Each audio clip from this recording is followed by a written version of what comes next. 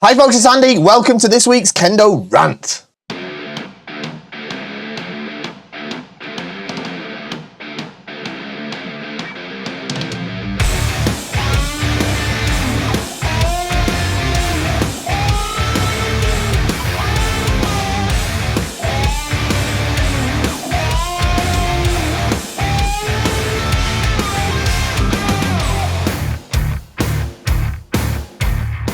Okay, so here we are for another group of fantastic questions. We're going to jump to them in just a minute. We've got videos to look at, we've got pictures, we've got everything today. We're going to get to them in just a moment, but before we do, there's a couple of things we have to talk about. I think you know what they are.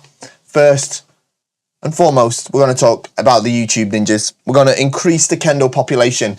We want you to help us do it, do your duty, help more people know and enjoy and benefit from the wonderful art of Kendo. All you have to do is like, share and subscribe to this channel, like and share this video, comment down below using the words Kendo. That's how the ninjas know that it's Kendo that we're talking about. Then what you have to do is where it says subscribe, click the little arrow thing and a little bell appears that says notifications or something like that. That notifies the ninjas to go and do their job. Now the ninjas, I think the robots as well, they go out and they find people who are about to start Kendo and they encourage them to start Kendo. I'm pretty sure that's how it works. I've got no sort of evidence or anything, but it's just a sort of feeling that I've got. I'm pretty sure it's right. We got more than 6 million people to start Kendo in 2023. So in 2024, we're aiming for more than 7 million. I'm pretty sure that's probably the number. So yeah, do that. Like, share, subscribe, put a comment, notifications, all that stuff. Make sure you use the word Kendo in the comment. What a great Kendo video. Oh yeah, Kendo is so good. This video makes it even better. That sort of thing. And they'll know what to do. However, more important than that is if you like this video, if you like this series of videos, Kendo Rant, where I answer your questions, Kendo Feedback, which I put out yesterday actually, where I take videos from you wonderful people, give you feedback and we all watch and learn. Whether it's the analytic stuff that I do, where I watch Kendo matches and give sort of analysis on it. Did one of my own matches recently that I did in Japan back in November. And I do instructional content as well, where I teach you some stuff about Kendo as well. I've got a new video about Kaeshi-Do coming very, very soon. All the stuff's filmed. I just need to film the kind of extra bits of me kind of doing the explanations and all that. And then we'll have that live as well. I'm hoping to have that very, very soon. So if you like all that stuff, shop at KendoStar.com. I'm sure you're shopping there anyway because it's the best Kendo equipment website in the galaxy, universe, history and future of the human race. It is the best thing since, before and after sliced bread. As they say, it's brilliant. All right, now of course I would say that because I own the place, but everybody agrees with me. Everybody agrees with me because KendoStar is the best. Now you're going to shop with us anyway. You could waste your money, go and spend it elsewhere first, realize it's not as good as KendoStar and come and spend with us in the end. But I don't want you to spend your money twice. Don't buy twice.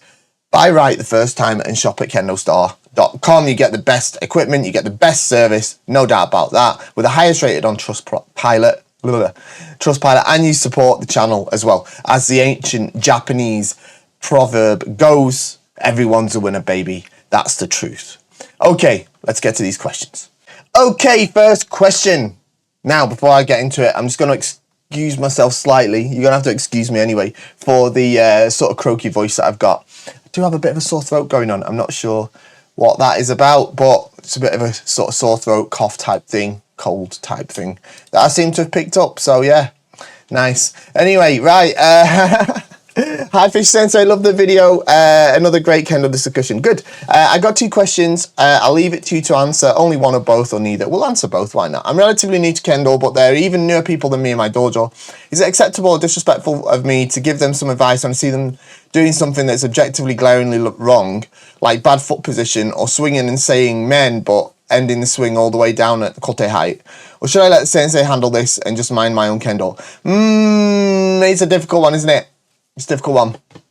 you have to kind of read the atmosphere of the dojo a little bit, and probably this is a better question because I think it's a better question directly for your sensei, because it depends how they feel about it too.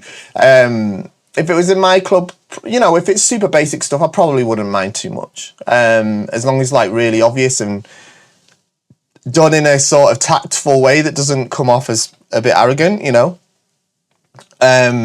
But if it's a little bit unsure, then probably just best sticking to yourself. But I understand the feeling of wanting to help and trying to help. You know what I'm saying? So I don't necessarily see it as a bad thing. And as a teacher, you can't be everywhere at once, right? So it's not necessarily bad, but I think you need to talk to your teacher about it, because they've got the overall responsibility, right? So it's up to them whether they're okay with it or not. All right.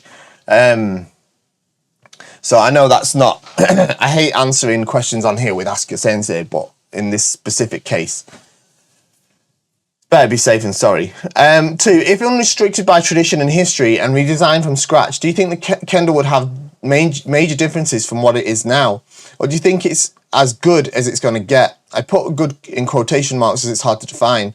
Let's say if it can be any more fun to play and watch. I don't know.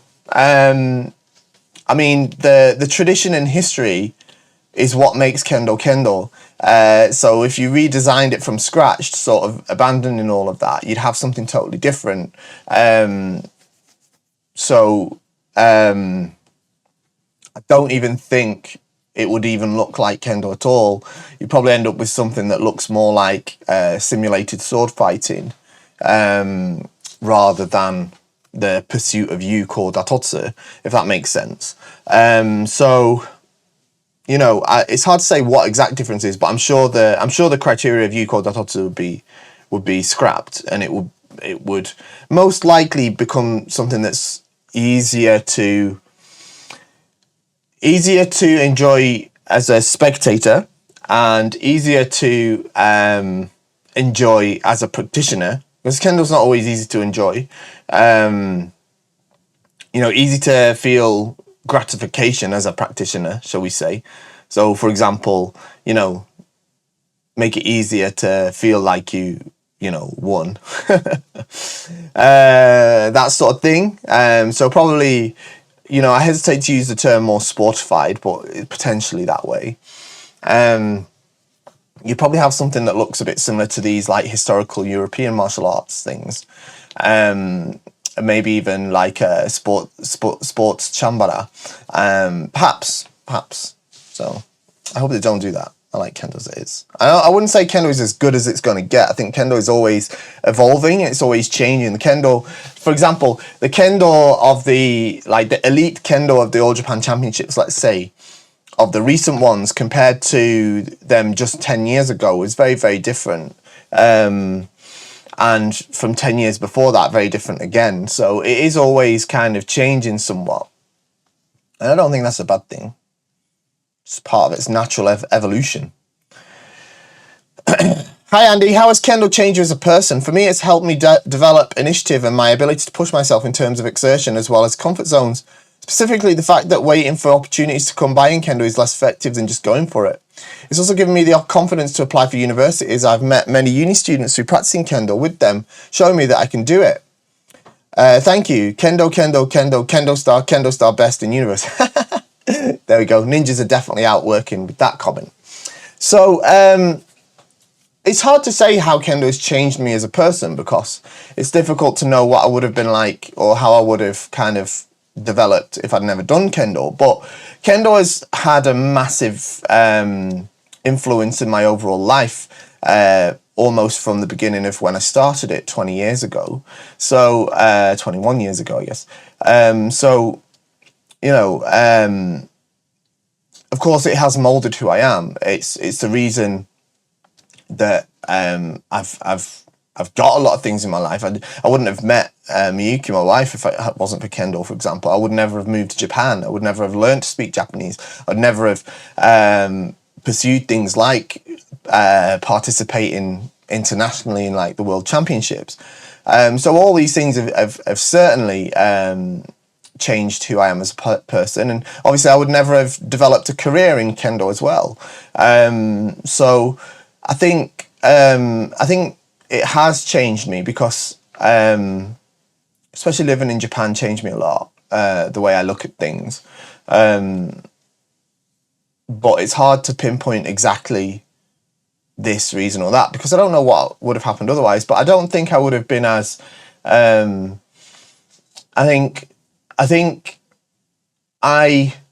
one thing I kind of, how can I say, pride myself on is the wrong word, because it's not something I'm particularly proud about. I just think it's the right way to be. Is I am always aware of, am I doing what I believe is the correct thing, whether other people will know or not. So and I think that's particularly important in my business, for example. I know there's a lot of Kendo equipment companies, for example, that, and I've had them, ones that I've worked for in the past. I'm not going to name any names, right? But those that follow me for a long time might be able to guess. Have said to me, you know, directly, well, you know, customers don't know the difference, sort of thing, and stuff like that. And I really hate that sort of thing. I think integrity is really, really important, even in the places where it's not necessarily visible or known about. And I think that's the value of Kendo, to be honest, because Kendo is something that,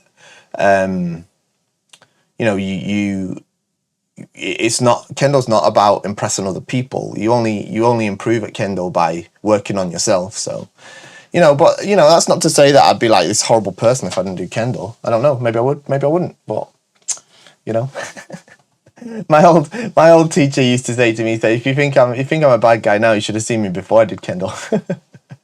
So there you go. For Shinsa, is it okay to use all types of Waza except Hiki Waza? I'm second dan, preparing for third dan. During Shinsa practice at my dojo, I was told I should just go for straight men, kote, nuki, Kaeshi-Do strikes, and debana Waza only. I was told that if I use any other Waza during my Shinsa, I would most likely fail my third dan Shinsa. I understand that Shiai Kendo has bad habits, ducking, blocking, dodging, blocking, etc. But why can't I use legit Waza, Suriage, Hari, Harai, Maki, Katsugi, that we practice at the dojo? If I can get a legit Ippon with proper form using other Wazas, why shouldn't that be a positive? If the judges at the All Japan Championships were evaluating the matches like Shinsa, would they fail the participants? So I don't think you should really restrict yourself on Waza for any Shinsa, really. Look, for like Ikkyu Shodan and stuff like that, the panel's just looking to see if you can like hit with Kikentai no Ichi, and the easiest way to show that is with just straight men strikes. So that's why that tends to be common. But if you're going for Sandan and you like just do basic men strikes, it's gonna be rough. Could be. Depends, of course. Depends. But look, no, I don't think you should. You know, yeah, you should use all the Waza that you're good at using, that you can use. Nothing wrong with Suriage or Harai or, you know, Katsugi. Be careful with Maki Waza, because you start knocking the Shinai out of the hand and stuff like that, it looks a little bit cocky. I don't even like this concept that you shouldn't use Hikiwaza. There's no reason you shouldn't use Hikiwaza in Shinsa. There's nothing wrong with Hikiwaza at all. They're not a subset of Waza, and they're not a like secondary Waza or anything like that. They're a perfectly legitimate Waza. It's just that as it happens, you don't often get the chance to do Hikiwaza in Shinsa because the situation of kind of resulting in Tsubazeri is a little bit limited, shall we say? But I don't think you should limit it. Now, obviously, I don't know what gradings are like in the area that you're in, so you know. But all I can say is that as far as the criteria for Sandan is they're just looking for technical proficiency, and if you can show that you can do those techniques, then there's no reason for them to fail you whatsoever. Now, of course, if you try and do a load of Waza that you can't do, and you highlight to them that you are not technically proficient, then you're going to have a problem. That's a bit of a different story, yeah? Okay, next one. Hello, Fish Sensei. Could you go into more why you think Kendo isn't good for winning sword fights? I think I said this last week. Modern day sword fighting is quite a hard thing to judge as we obviously cannot use real swords. So I feel modern day sword fighting with wooden or dull swords can make sword fighting quite messy and difficult to score a point without treading carefully. I feel Kendo is less messy, swingy, and I hope for a hit compared to other sword arts. Kendo does have rules which of course take away target choices and other aspects to fighting, but I think it can make Kendo cleaner and have good structure.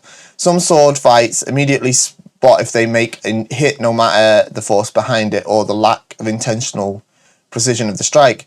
Just trying to say judging the effectiveness of modern sword fighting can be very hard, and I wonder your thoughts.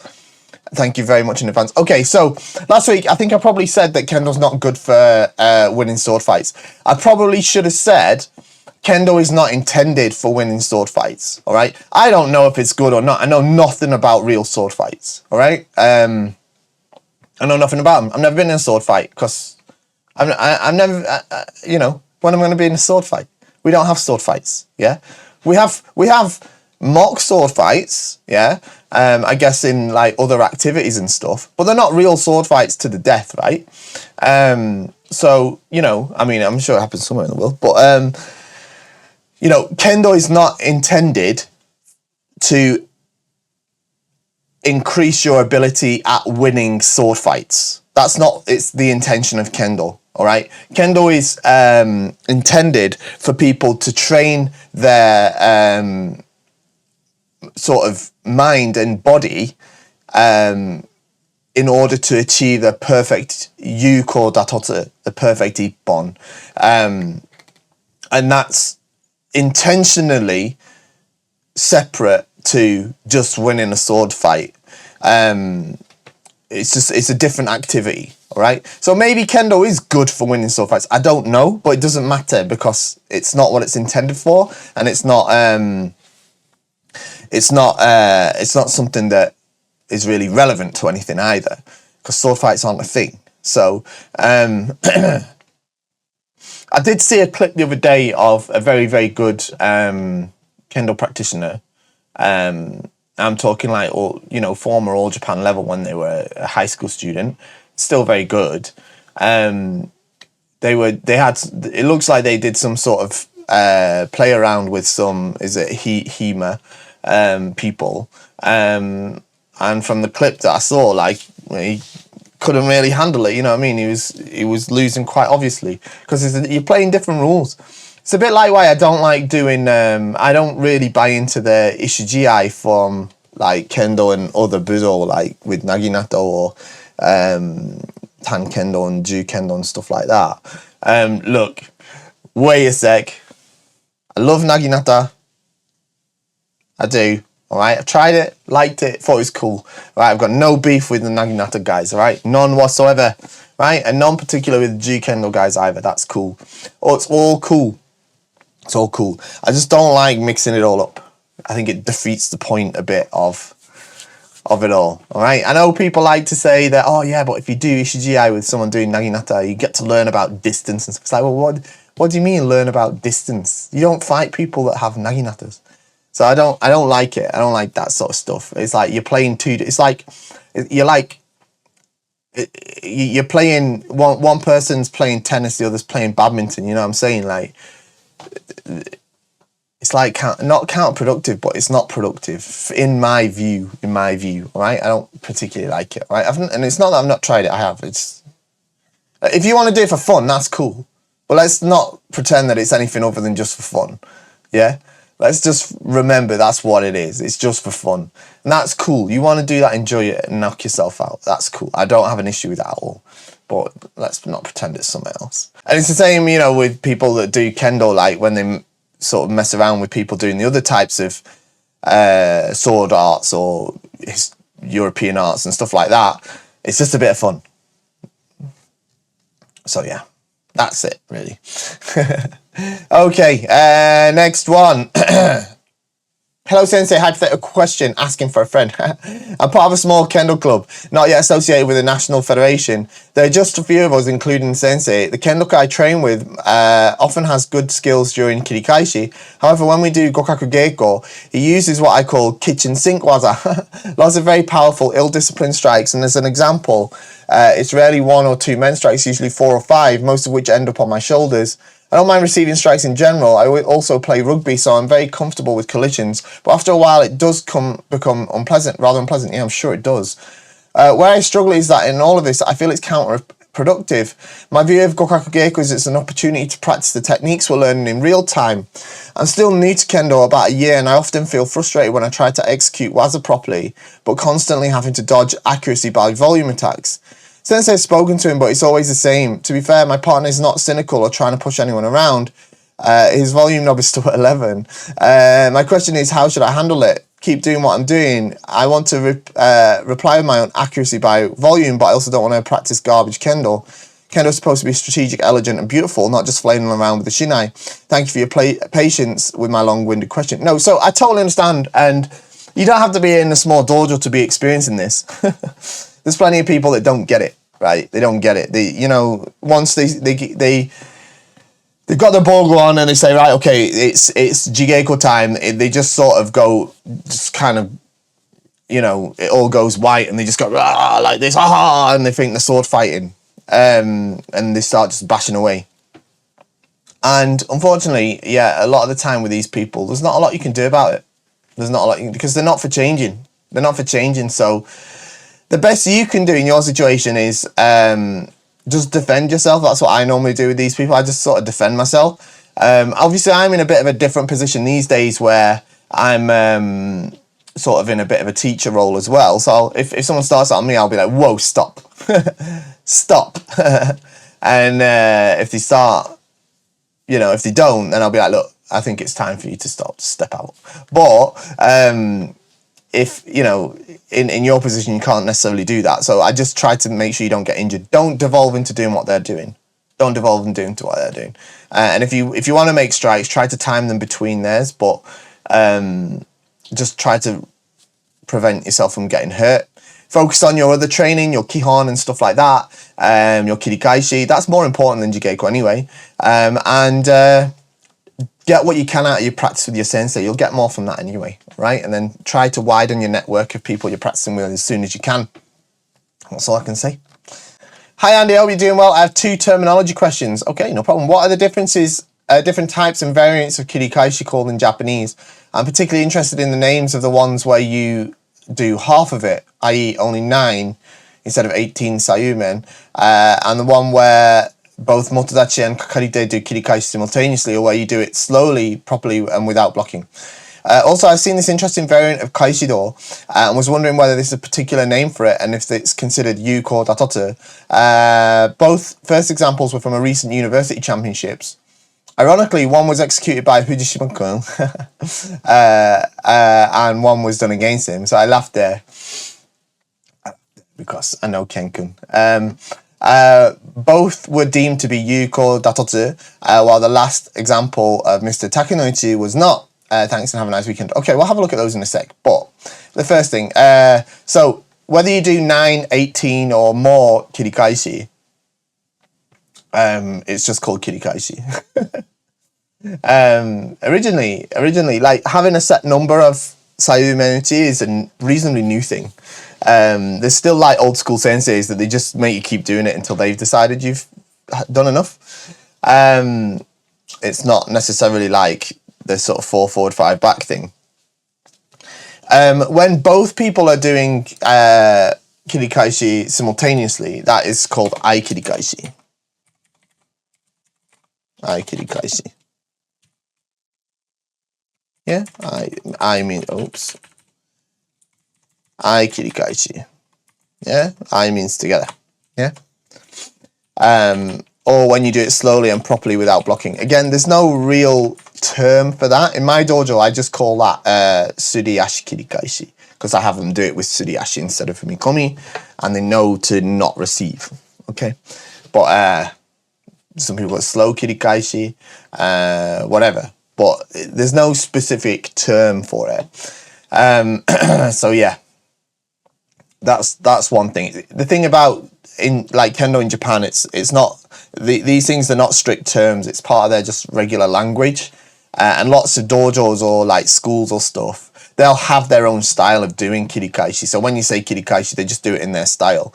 So it might be, for example, like it might be instead of 2 sets of 9, it might be 3. That's the standard in their kirikaishi, in their school or whatever. Or it might have different parts to it. So that's one thing. About the Kaeshi-Do question. Okay, so let's have a look at these videos, shall we? Okay, so here we are. Okay, cool. So let's have a look. This is Fujishima Kenko. He's a good boy. I've known him since he was a little boy. Not little boy, he was what? When I first met him, what was he, like 14, 13, something like that. So my daughter was part of his dojo. And I used to practice at his school, actually. I used to practice at his school because his dad is the teacher there. And him and his brother asked his dad to come and get me to practice at the school. That was pretty nice. Anyway, we're looking at a Kaeshi-Do Ippon.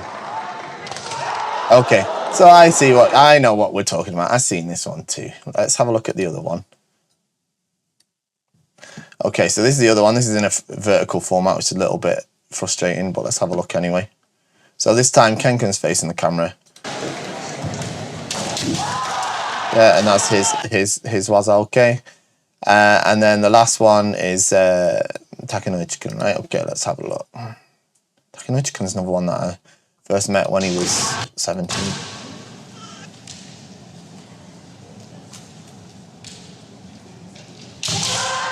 Okay, alright, okay. So first we're talking about the kind of Kaeshi-Do where instead of hitting and going through this way, you bam bam and hit and go on the side that you sort of hit on. It's a sort of old school type, isn't it? It doesn't have a different name, of course not. It's just Kaeshi-Do. But it's like the kind of old school type. In the old days, like in the 70s and stuff, this was reasonably common. And in like the 80s and 90s even, like practicing, or even in, I think, I wouldn't even say like maybe in the early 2000s as well, but definitely in the 90s, hitting and going through this way and hitting and going through this way was a kind of common practice. It kind of just, it sort of disappeared somewhere in the late 90s, early 2000s, but it's made this little resurgence, which I think is kind of cool. I kind of like it. It's perfectly valid. You know, of course, it's a little bit unusual these days, so some Shimpan aren't necessarily always used to it, so they might not always live for it. I don't think that's the necessary case here, though. It was a decent door strike, right? But it didn't quite have the sort of pizzazz of the others, right? I think it was a little bit off target. Let's have a look. It's a little bit close, isn't it? And yeah, you see he's hitting the target. He's probably only caught the bottom of the door there. Yeah. So, you know, it does make the noise, but you know, I think on another day, you know, that could also be potentially considered valid as well. It was a good strike. So it is a thing. You know, it's not a case of like, why is one and why is not the other. That's not how it works. It's just based on the judgment of the Shimpan at that specific time. But it doesn't have a different name. It's just a different way of executing the same technique. Okay? Okay, last one, right. Okay.